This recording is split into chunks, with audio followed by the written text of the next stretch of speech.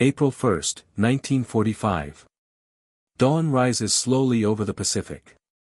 The sea is calm, almost indifferent, as hundreds of ships hold position offshore near Okinawa.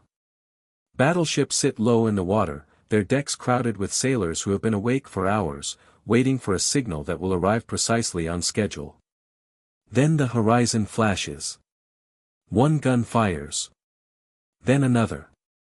Within seconds, the ocean itself seems to erupt as 16-inch shells leave their barrels, crossing the sky faster than sound. Shockwaves roll across the fleet. Smoke drifts over gray steel decks.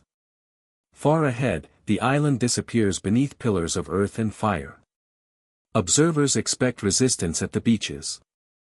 Machine guns. Artillery. Chaos. Instead, something unsettling happens. The shoreline remains eerily quiet. Beneath the ridges and limestone hills, thousands of Japanese soldiers wait inside tunnels carved deep into the earth, listening as the bombardment continues hour after hour. Longer than any landing force had ever experienced before. Japan had prepared to bleed an invasion slowly. But offshore, American naval guns show no sign of stopping, and the story of how both sides arrived at this moment begins long before the first shell struck land. By early 1945, the Pacific War had changed beyond recognition from the desperate days that followed Pearl Harbor. What began as rapid Japanese expansion across Asia and the Pacific had slowly transformed into a relentless American advance moving ever closer to Japan itself. 3 years earlier, Imperial Japan had controlled an enormous defensive perimeter stretching from Burma to the Central Pacific. That perimeter was meant to absorb attacks, exhaust enemies, and force negotiations. But beginning in 1942, American industrial power and strategic planning started dismantling that vision piece by piece. The turning point came after Battle of Midway, where Japan lost 4 fleet carriers and many of its most experienced aviators.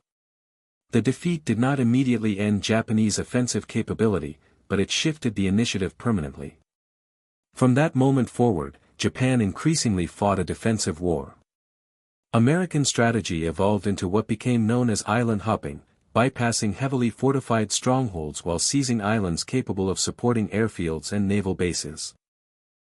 Campaigns across Guadalcanal, the Gilbert Islands, the Marshalls, and later the Marianas forced Japanese commanders into a pattern of costly withdrawals and isolated resistance. Each captured island moved American bombers closer to Japan. By mid-1944, the seizure of the Marianas allowed long-range B-29 bombers to strike the Japanese home islands directly.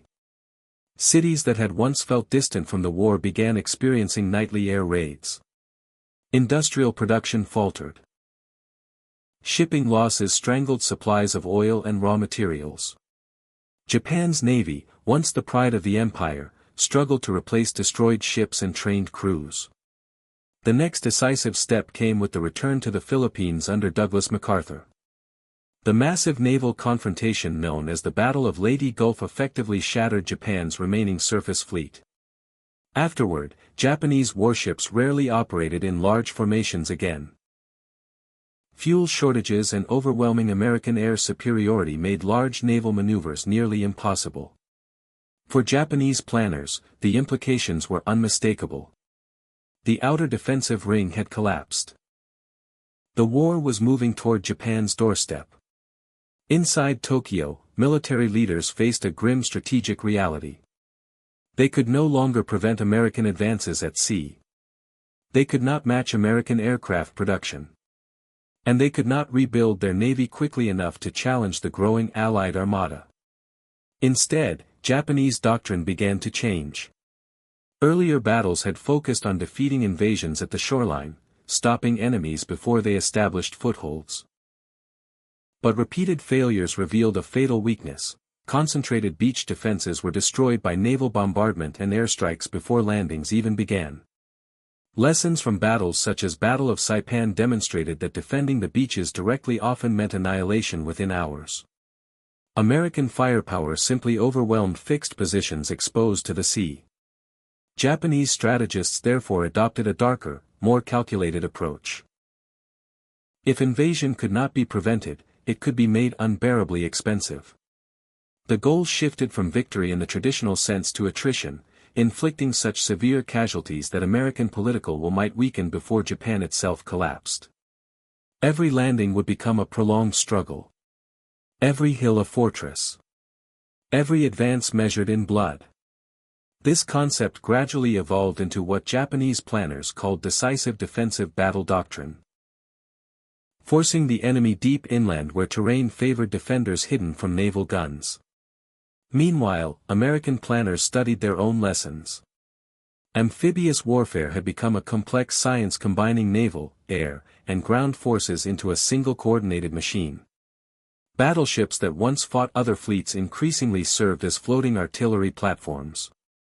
Radar-directed fire control allowed ships miles offshore to strike targets unseen by human eyes.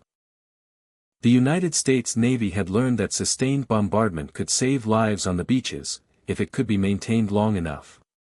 And by late 1944, American commanders began searching for a target that would bring them within direct striking distance of Japan itself.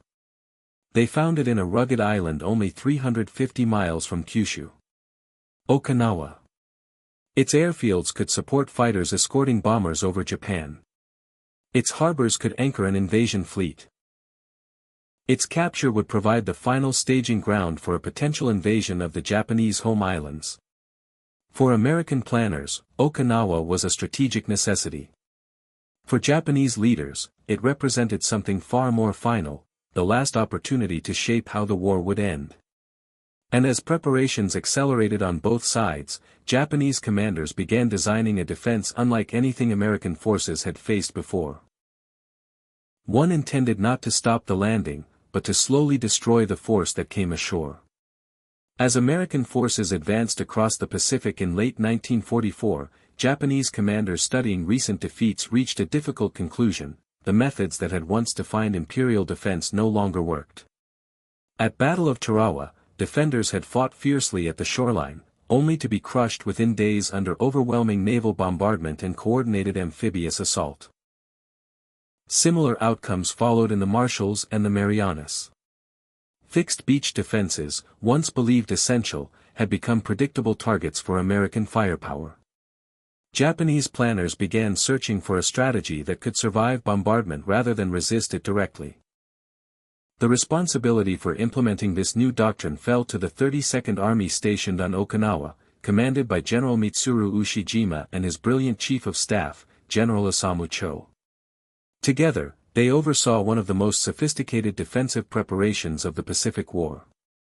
Their plan rejected the idea of stopping Americans at the beaches. Instead, they would allow the landings to succeed. American troops would come ashore expecting fierce resistance and rapid engagement. Instead, they would encounter emptiness, quiet beaches and minimal opposition. The illusion of easy success would draw them inland, stretching supply lines and exposing formations to carefully prepared kill zones hidden beyond the reach of naval guns. Southern Okinawa offered ideal terrain for such a defense. Limestone ridges, steep slopes, and natural caves formed a defensive labyrinth. Engineers and soldiers expanded these formations into an underground fortress system stretching for miles. Artillery positions were buried within hillsides. Command posts disappeared beneath layers of rock. Troops lived underground, protected from aerial bombs and naval shells. At the center of this system stood the Shuri Line, a defensive network anchored around ancient castle ridges and interconnected positions designed for mutual support. Every position served a purpose. Machine guns were positioned to create overlapping fields of fire. Mortars were hidden behind reverse slopes, invisible to ships offshore. Artillery pieces were rolled out briefly to fire before retreating into caves, making counter-battery fire difficult. Even communication tunnels allowed units to move without exposing themselves to air attack. The Japanese objective was not rapid victory. It was endurance. Commanders calculated that if American casualties rose high enough, tens of thousands killed or wounded, political pressure in the United States might force reconsideration of a direct invasion of Japan. Okinawa would become a demonstration of the cost awaiting any army attempting to reach the home islands. While Japanese forces prepared underground, American planners were building something equally unprecedented at sea. The invasion, codenamed Operation Iceberg, would become the largest amphibious operation of the Pacific War. Hundreds of ships assembled across staging areas, carrying nearly 500,000 personnel, soldiers, marines, sailors, engineers, and logistical units. Unlike earlier campaigns, American commanders expected prolonged resistance inland. Lessons learned across previous landings led to a doctrine emphasizing sustained naval fire support rather than short preliminary bombardments. Battleships once designed to duel enemy fleets were reassigned a new mission: continuous artillery support. Ships such as the Iowa-class and older but heavily armed battleships could deliver shells weighing more than a small automobile, striking targets miles inland. Spotter aircraft orbited overhead, directing fire using radio corrections. Radar allowed bombardments even through smoke and poor visibility. The Navy intended to remain engaged not just before the landing, but throughout the battle. Logistics made this possible. Ammunition ships rotated continuously between forward fleets and rear bases. Destroyers operated close to shore, firing on demand for infantry units pinned down by hidden defenders. Naval gunfire became an extension of ground combat rather than preparation for it. Yet American planners misunderstood one critical detail. They expected Japanese forces to contest the beaches fiercely. Instead, when invasion day approached, reconnaissance reported strangely limited defensive activity along the coastline. Bombardment struck empty positions. Shore batteries fired only sporadically.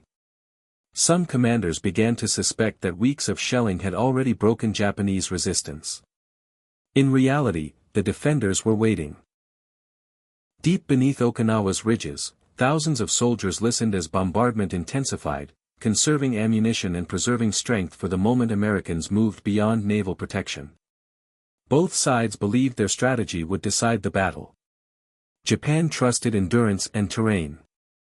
America trusted coordination, industry, and firepower sustained without interruption. On April 1, 1945, these opposing visions would collide. Not in a sudden clash at the shoreline, but in a slow and grinding confrontation that would redefine amphibious warfare itself. And as the landings began under strangely quiet skies, the battle revealed perspectives far more complex than either side had fully anticipated. On the morning of April 1, 1945, American soldiers and Marines approached the beaches of Okinawa expecting chaos. They had studied previous landings carefully. At Tarawa and Saipan, the opening minutes had been defined by machine gun fire, artillery explosions, and heavy casualties before troops even reached dry sand. Many men crossing the final distance toward Okinawa believed survival depended on luck measured in seconds. Instead, landing craft ramps dropped into near silence.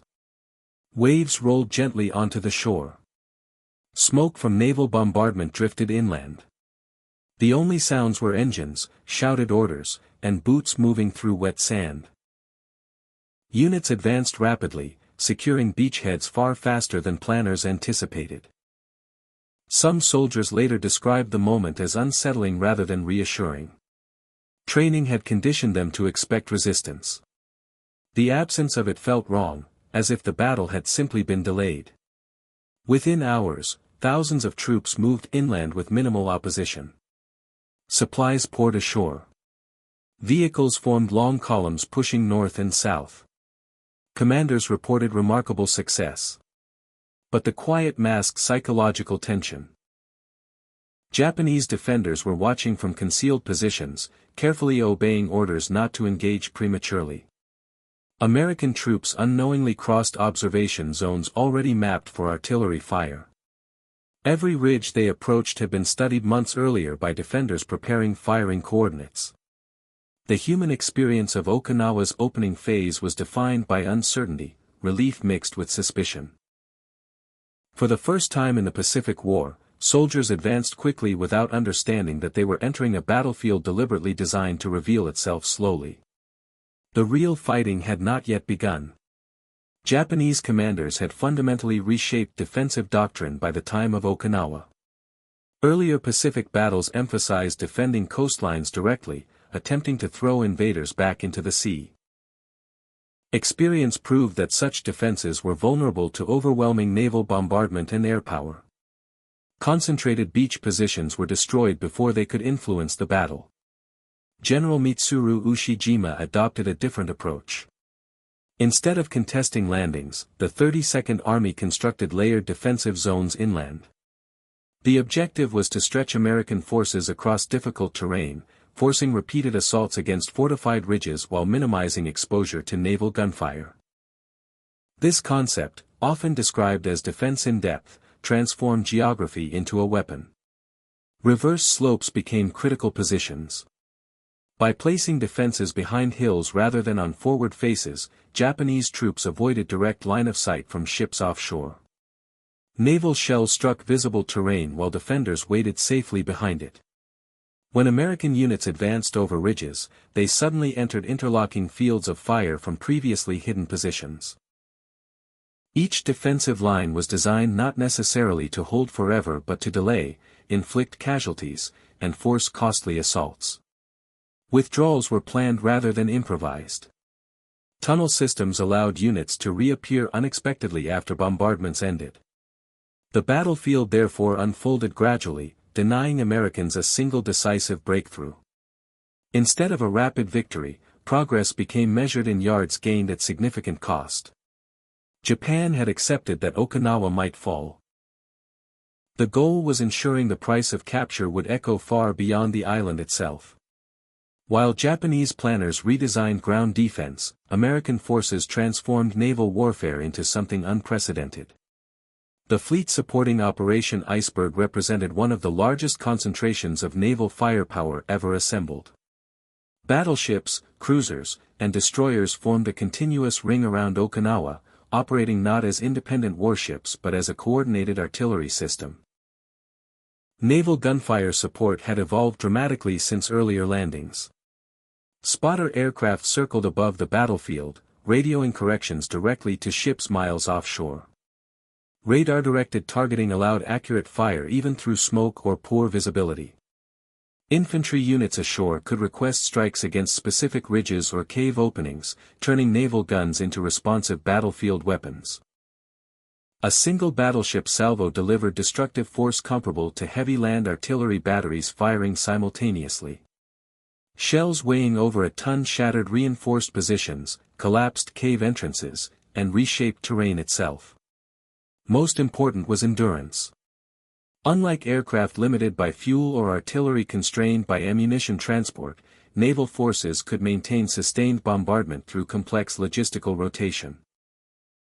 Ammunition ships replenished warships continuously, allowing firing schedules that lasted days rather than hours. Japanese planners expected bombardment. They did not expect bombardment that would continue almost without pause for weeks. As American troops pushed inland and resistance intensified, naval guns increasingly became the deciding factor between stalled assaults and forward movement, a development that would soon challenge the assumptions underlying Japan's entire defensive strategy. And as resistance finally revealed itself in the hills of southern Okinawa, both sides began to understand that the battle unfolding was unlike any fought before. From beneath the limestone ridges of Okinawa, Japanese soldiers endured the thunder of naval bombardment in near silence. Weeks of preparation had taught them patience, discipline, and the art of concealment.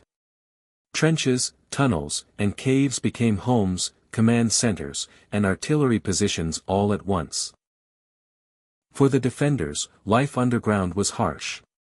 Heat, dampness, and limited supplies tested endurance. Yet discipline was absolute.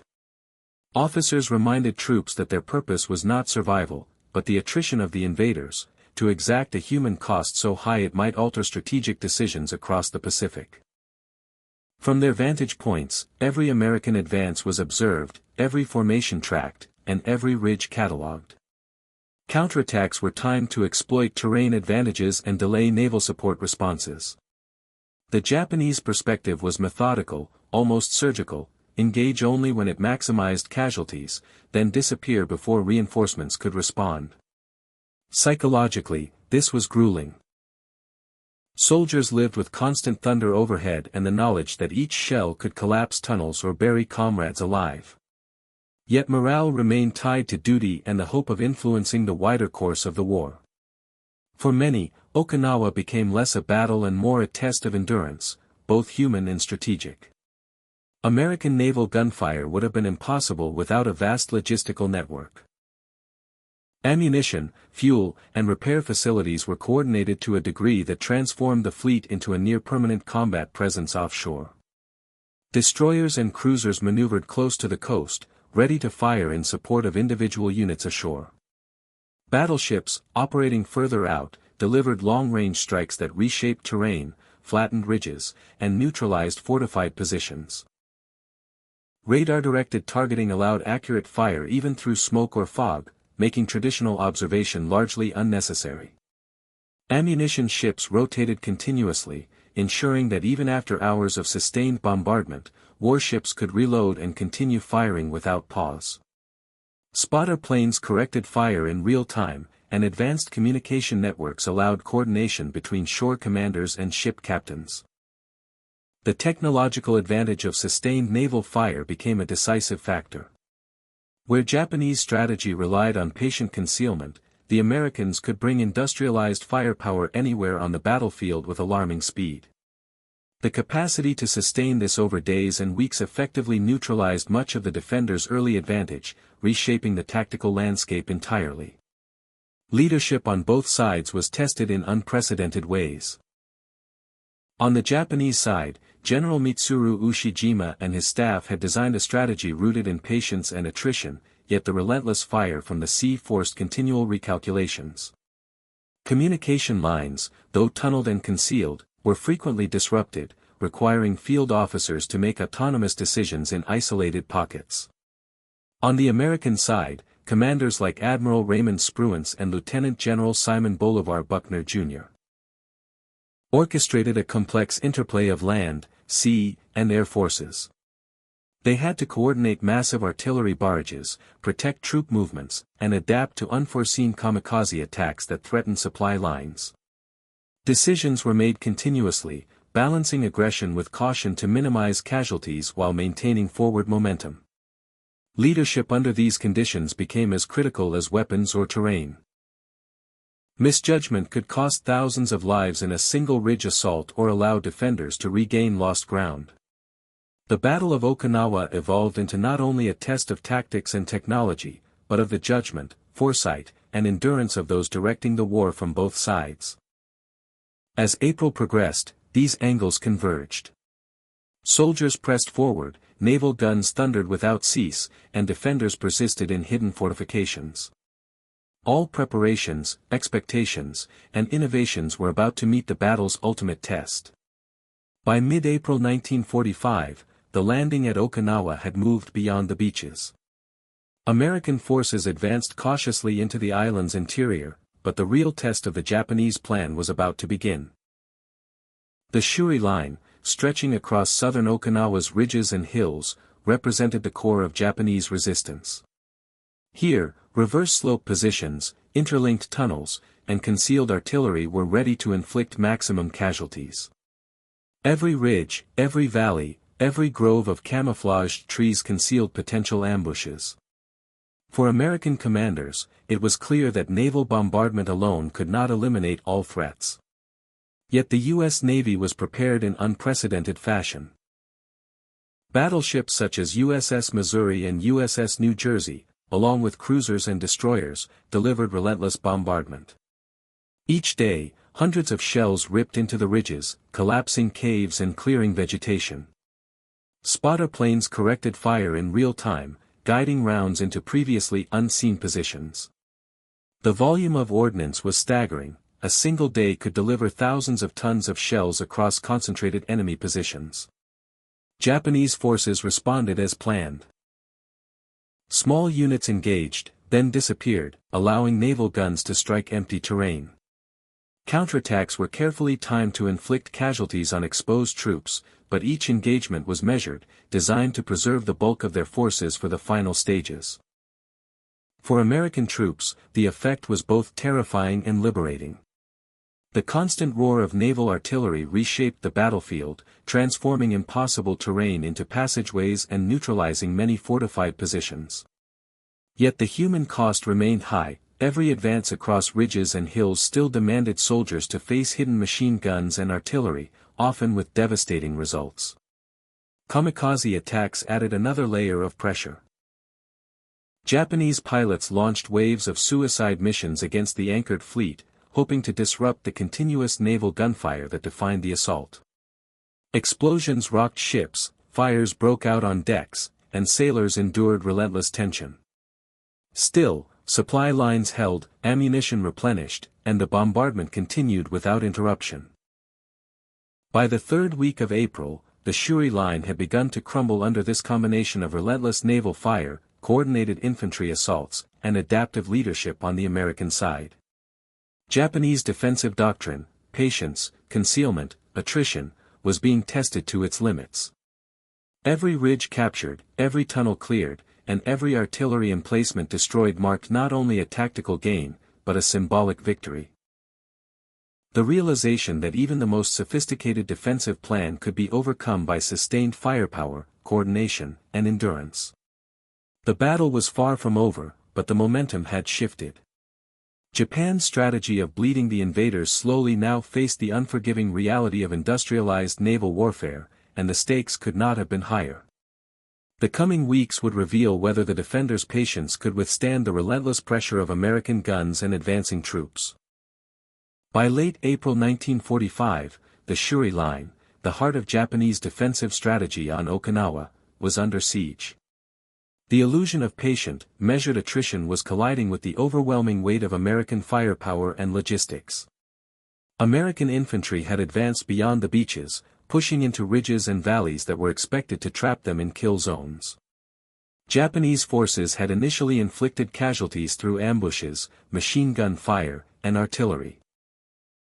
Yet as each day passed, sustained naval bombardment reduced the effectiveness of the defensive network. Pillars of smoke, collapsed tunnels, and flattened hills signaled that positions designed to last weeks or months were being destroyed in hours. Command cohesion began to fray within Japanese ranks. General Mitsuru Ushijima and his staff struggled to maintain communication through underground networks continuously damaged by shellfire. Isolated units fought bravely but could not coordinate with neighboring positions. Ammunition shortages, fatigue, and the psychological toll of continuous bombardment compounded the problem. The Americans, in contrast, adapted rapidly. Combined arms tactics integrated infantry advances with continuous naval and artillery support. Destroyers moved close to the shore, providing accurate fire on tactical targets. Battleships fired broadside after broadside, while spotter planes overhead corrected for every misaligned salvo. Even kamikaze attacks, though lethal, failed to halt the flow of ammunition and troops ashore. By May, the Shuri line was effectively neutralized. Key defensive ridges fell one after another. Hidden artillery could no longer threaten forward units without exposure. The carefully orchestrated network of tunnels and reverse slope positions collapsed under coordinated attacks. Japanese commanders made desperate decisions. Counterattacks were launched to slow the American advance, but these often resulted in heavy casualties and little territorial gain. Soldiers were forced to fight in fragmented units, emerging only when terrain permitted. What had been a strategy designed to bleed the enemy slowly was instead being consumed by the sheer scale of American persistence. The final assaults on remaining strongpoints demonstrated the human cost of attritional defense. Every captured ridge and tunnel demanded intense fighting.